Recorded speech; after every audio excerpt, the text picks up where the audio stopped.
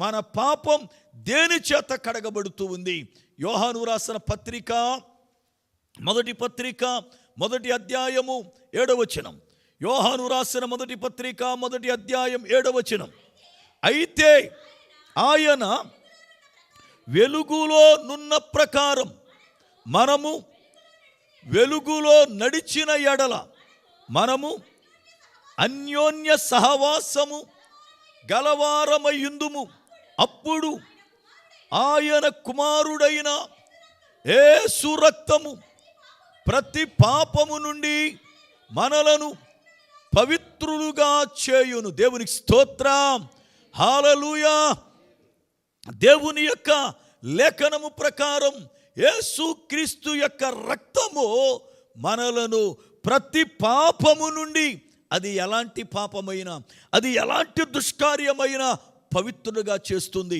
అందుకే ప్రభు ఒక రోజున ప్రజలతో మాట్లాడుతూ, రండి, అది ఎలాంటి పాపమైనా సరే నేను శుద్ధీకరిస్తాను అని పిలిచాడు. యెషయా గ్రంథం 1వ అధ్యాయం 18వ వచనం. యెహోవా ఈ మాట సెలవిచ్చుచున్నాడు, రండి మన వివాదం తీర్చుకొందుము. మీ పాపములు రక్తము వలె ఎర్రనివైనను అవి హిమము వలె తెల్లబడును. కెంపు వలె ఎర్రనివైనను అవి గొర్రెబొచ్చు వలె తెల్లని వగును. చాలు. ఆయన మాట్లాడుతూ, మీ పాపాలు రక్తము వలె ఎర్రగా ఉన్నా అవి హిమము వలె మారతాయి. ఒకవేళ కెంపు వలె రక్తము ఎర్రగా ఉన్నా అవి ఇదిగో గొర్రెబొచ్చు వలె తెల్లగా మారతాయి అన్నాడు. పాపాన్ని 2 రకాల ఎరుపు రంగుతో ఎందుకు పోల్చాడు ఆయన? పాపం అనేది ఒకటే కదా.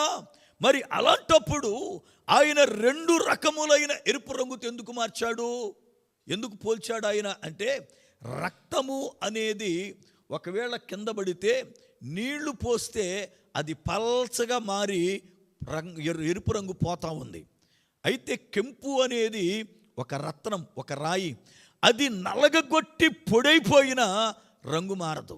అది నలగొట్టి పొడైపోయినా అంటే కఠినమైనటువంటి పాపమైనను లేక అల్పపు పాపమైనను, అది ఎలాంటిదైనా, అది ఎలాంటి పాపమైనా, మనుషులు ఒకవేళ నేను చేసిన ఈ పాపాన్ని ఇక ఎవడు క్షమించలేడు అన్నంత కఠినమైనా సరే, లేక నేను చేసింది ఏదో చిన్నదండి పర్వాలేదులే అని అన్నా సరే, అది ఎలాంటి పాపమైనా రండి నేను దానిని తెల్లగా మారుస్తా, తెల్లగా మారుస్తా.